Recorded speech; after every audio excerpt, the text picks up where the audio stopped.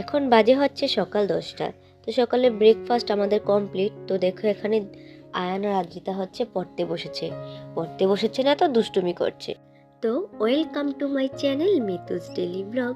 আশা করি তোমরা সবাই খুব ভালো আছো আর আমরাও খুবই ভালো আছি। যে বা যারা যেখান থেকে আমার ছোট্ট ব্লগটি দেখছো তাদের সবাইকে জানাই আমার অনেক অনেক ভালোবাসা। আজ হচ্ছে শুক্রবার, ছুটির দিন। তো আজ ভাবছি আয়ানকে আদ্রিতাকে নিয়ে একটু ঘুরতে যাব, আর সেই জন্যই তাড়াতাড়ি রান্নাটা বসিয়ে দিয়েছি। আর আজকে রান্না আমি করছি না, আমার বর করছে, আমি সাথে সাহায্য করছি। তো আজকের মেনুতে হচ্ছে চিকেন কারি, পোলাও, বেগুন ভাজা আর আলু ঝুরি ভাজা। প্রথমে আলু আর চিকেনটাকে ভেজে তারপর হচ্ছে পেঁয়াজটাকে একটু লাল লাল করে ভেজে এর মধ্যে বাটা মশলা দিয়ে মশলাটা কষিয়ে এর মধ্যে চিকেন দিয়ে এখন হচ্ছে কারিটাকে কষানো হচ্ছে। তো এখানে চিকেন কষা হয়ে গিয়েছে, আর বরের হাতে চিকেন কষা আমার আবার টেস্ট করতে খুবই ভালো লাগে। তো সেই জন্য আমি টেস্ট করছিলাম। আর এখানে হচ্ছে চিকেনের ঝোল দিয়ে দেওয়া হয়েছে। তো এখানে আমি হচ্ছে বরের সাথে গল্প করছিলাম আর পোলাওটা বসিয়ে দিলাম। আসলে যেহেতু বাইরে ঘুরতে যাওয়ার প্ল্যান আছে, সেজন্য দুজনে মিলে খুব তাড়াতাড়ি রান্নাটা শেষ করার চেষ্টা করছিলাম। কারণ যেহেতু বাচ্চাদের নিয়ে যাব, তাই দেরি করব না, তাড়াতাড়ি ঘুরে সন্ধ্যা হওয়ার আগেই চলে আসব। সেই জন্য আমি হচ্ছে পোলাওটা বসিয়ে দিয়ে ছেলে মেয়েকে স্নান করাতে চলে গিয়েছিলাম। তো সেজন্য পুরো রান্নাটা তোমাদের সাথে শেয়ার করা হয়নি, আর বাকি রান্নাগুলো ও করে ফেলেছিল। তো দেখো ও তোমাদের সাথে শেয়ার করছে যে রান্না করার সময় রান্নাঘরের অবস্থাটা কেমন থাকে। তো এখানে হচ্ছে পোলাওর চালটাকে ভালো করে ভেজে আমি এর মধ্যে পরিমাণ মতো গরম জল দিয়ে দিয়েছি। পোলাওটা হলেই রান্না কমপ্লিট। তো আজকে রান্না পোলাও, চিকেন কারি, বেগুন ভাজা, আলু ঝুরি ভাজা, সালাদ। তো দেখো আমরা খাওয়া দাওয়া শেষে সাজুগুজু করে সবাই মিলে বেরিয়ে পড়েছি হচ্ছে ঘুরতে যাব। আর কোথায় যাব সেটা দেখতে থাকো, খুবই ভালো লাগবে। আর যেহেতু 1 থেকে 1.5 ঘন্টার রাস্তা, তো সেই জন্য আমি হচ্ছে একটু ভিডিও করছিলাম আর বাচ্চাদের সাথে মজা করছিলাম। কারণ যেহেতু ওদের ঘুমের সময় হয়ে গিয়েছিল, তো ওরা যদি ঘুমিয়ে পড়ে, সেই জন্য ওদের ঘুমটা কাটানোর জন্য আমি মজা করছিলাম। আর এখানে তোমাদেরকে দেখানোর চেষ্টা করছিলাম যে সমুদ্রের পাড় বড় বড় কন্টেনারগুলো কীভাবে জাহাজে তোলে। তো সেটাই শেয়ার করার চেষ্টা করছিলাম। তো আমরা প্রায় কাছাকাছি চলে এসেছি, আর বুঝতেই পারছো যে আমরা কোথায় যাচ্ছি। হ্যাঁ, আমরা যাচ্ছি হচ্ছে সমুদ্রের পাড়, চট্টগ্রাম পতেঙ্গা সৈকত। তো আমার ছেলের অনেক দিনের ইচ্ছে ছিল ও সমুদ্রের পাড় ঘুরতে যাবে, তো একটু ঝামেলা থাকার কারণে আর যাওয়া হয়নি। তো হচ্ছে আজকে সময় বের করে বিশেষ করে ছেলের জন্যই ঘুরতে যাওয়া। আর আমরা একদম ঠিক টাইমে পৌঁছে গেলাম সমুদ্রের পাড়। দেখো এখানে হচ্ছে সূর্যি মামা সবাইকে টাটা বাই বাই জানিয়ে হচ্ছে অস্ত যাবে। তো সূর্য অস্ত যাওয়ার সময়টা সমুদ্রের পাড় দাঁড়িয়ে দেখতে খুবই ভালো লাগে। তো আমরা প্রথমে একটু ফটোশ্যুট করে নিচ্ছি, ভিডিও করছিলাম, ফটোশ্যুট করছিলাম সূর্যি মামাকে সাথে নিয়ে। তো এখানে হচ্ছে আমরা 3 জন দাঁড়িয়ে সেলফি তুলছিলাম, কিন্তু আয়ান তো ছোট, সেজন্য ও সেলফিতে আসছিল না। তো ওকে আমি বলছিলাম যে তুমি বাবার কোলে ওঠো আর আমি বোনকে নিই, তাহলে আমাদের 4 জনের একটা সুন্দর সেলফি হবে। কিন্তু না, ও কোলে উঠবে না, ও বড় হয়ে গিয়েছে, ও তো কোলে উঠতে চাইছিল না, বলছে না তোমরা তোলো। তারপরেও শেষে ওকে বুঝিয়ে কোলে নিয়ে আমরা হচ্ছে একটা সুন্দর করে সেলফি তুলেছি। এগুলোই তো স্মৃতি, তাই না বলো? আর আমাদের সাথে যেহেতু কেউ ছিল না ছবি তুলে দেওয়ার মতো, তাই আমরা নিজেরাই যতটুকু পারছিলাম সেলফি তুলছিলাম আর হচ্ছে ভিডিও করছিলাম। তো ও একবার আয়ানকে আদ্রিতাকে নিয়ে দাঁড়াচ্ছে, আমি ফটো তুলে দিচ্ছি, আর একবার আমি আয়ানকে আদ্রিতাকে নিয়ে দাঁড়িয়েছি, ও ফটো তুলে দিচ্ছে। হ্যাঁ, সমুদ্রের পাড় অনেক ক্যামেরাম্যান থাকে যারা নাকি তোমাকে ছবি তুলে সাথে সাথে মোবাইলেই দিয়ে দেয়, কিন্তু আমার বর কখনোই আমাকে ক্যামেরাম্যান দিয়ে ছবি তুলতে দেয়নি। এই নিয়ে আমি হচ্ছে 3বার সমুদ্রের পাড় ঘুরতে আসলাম।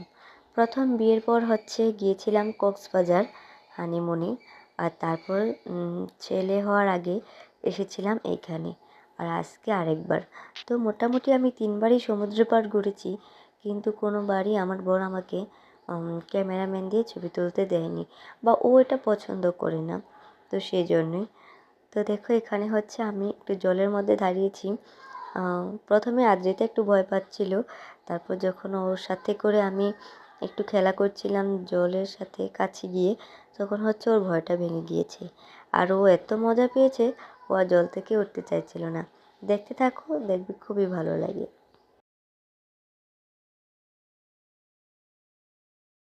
আর এখন হচ্ছে বাবার সাথে আয়ান আর আদ্রিতা জলের মাঝে দাঁড়িয়ে আছে আর খুবই মজা করছে। একবার আমি দাঁড়াচ্ছি তো আমার সাথে জলে গিয়ে মজা করছে, তো একবার বাবার সাথে গিয়ে মজা করছে। মানে বললাম না যে ভয়টা ভেঙে গিয়েছে। ভয়টা ভাঙানোর পর ওকে নিয়ে যে কি মুশকিল, জামা কাপড় ভিজিয়ে বালু দিয়ে পুরো ভরে ফেলেছে। মানে ও যাবে না, ও নিজে হাঁটবে, হাতেও ধরতে দেবে না। ও মানে এত আনন্দ করছিল বলার বাহিরে। তিনটে নদীর একটা গল্প, মেঘ আলো ছায়া অল্প স্বল্প।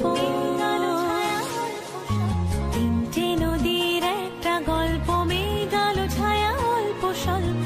ইচ্ছেরা ডোবে ইচ্ছেরা ভাসে, নদী মিশে যায় অলিক আকাশে।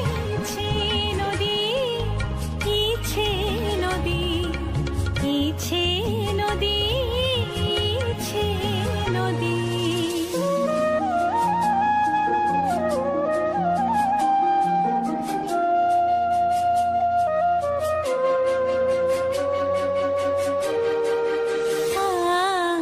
আশা বরে সুরে বাজে ভৈরবী, ভোর দিন রাত একাকার ছবি। রাগমালা যেন রং হয়ে যায়, মনে খারাপের নদীকে হারায়। ইচ্ছে নদী, ইচ্ছে নদী, ইচ্ছে নদী, ইচ্ছে নদী। তো এখানে হচ্ছে আমি আয়ানকার আদ্রিতাকে নিয়ে একটু খেলা করছিলাম। তো ঢেউটা যখন সামনে আসছে আমরা দৌড়ে পিছে যাচ্ছি, আর ঢেউটা যখন চলে যাচ্ছে আমরা দৌড়ে সামনে আসছি। তো এরকম করে আয়ানকার আদ্রিতাকে নিয়ে অনেকক্ষণ খেলা করলাম। এতে করে আদ্রিতার ভয়টাও কেটে গেল, আর ওরা এতে খুবই আনন্দ পেল। তো এইভাবে অনেকক্ষণ ওদেরকে নিয়ে একটু মজা করলাম। আসলে বাবা মা হওয়ার পরে মনে হয় যে বাচ্চাদের আনন্দটাই অনেক। যখন দেখি যে বাচ্চারা অনেক আনন্দ পায়, অনেক আনন্দ করে, তখন মনে হয় যে পৃথিবীর সবটুকু দিয়ে তাদের হাসি মুখটা দেখি, তাদের আনন্দটাই ধরে রাখি। তো আমার কাছে খুবই ভালো লাগছিল যে আমার ছেলে মেয়ে এখানে এসে খুবই আনন্দ করছিল, খুবই মজা পাচ্ছিল। দেখতে পাচ্ছ আমার মেয়ে এখানে এসে কত আনন্দ করছিল। ওকে তো আমি জল থেকে টেনেই তুলতে পারছিলাম না, বারবার বলছি চলো উঁচুতে চলো, বাবা ওইখানে দাঁড়িয়ে আছে, কিন্তু না, ও বারবার জলে চলে যাচ্ছে। মানে ওর কাছে খুবই ভালো লাগছে, ও আর এখান থেকে উঠতেই চাইছে না। তো অনেক কষ্টে জোর করে ওকে ওর বাবার কাছে দিয়ে আমি আর আয়ান হচ্ছে একটু সামনে গিয়ে দাঁড়ালাম। আয়ান বলছে মা চলো আমরা একটু ভিজবো। তো স্পিড বোটগুলোর সামনে গিয়ে আমি আর আয়ান হচ্ছে একটু দাঁড়িয়েছিলাম, ভিজছিলাম। তো ওর বাবা বারবার করে বলছিল যে চলো আমরা একটু বোর্ডে উঠি, কিন্তু না, আমার খুবই ভয় লাগে। আর যেহেতু আদ্রিতা ছোট, সেজন্য বললাম যে না, আমি থাকি, তুমি আর আয়ান ঘুরে আসো। কিন্তু ও আবার আমাদের একা রেখে কোথাও যেতে চায় না। তো বললো যে না, উঠলে সবাই একসাথে উঠবো, না উঠলে তো কারোর ওঠার দরকার নেই। ঠিক আছে, আমরা এমনিতেই মজা করি। তো এভাবে অনেকক্ষণ আমরা ভিজলাম।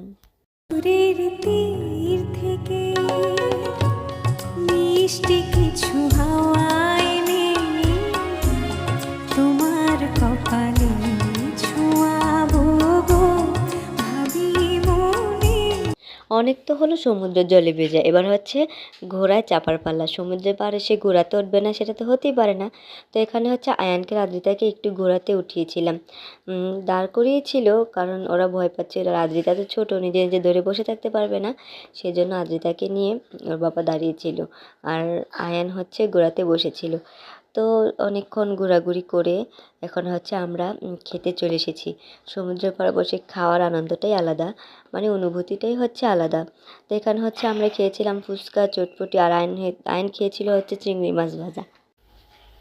খাওয়া দাওয়া শেষে আমি একটু রাইডে চলছিলাম। আমাদের মা বাবা আমাদেরকে দাঁড়িয়ে দেখছিল।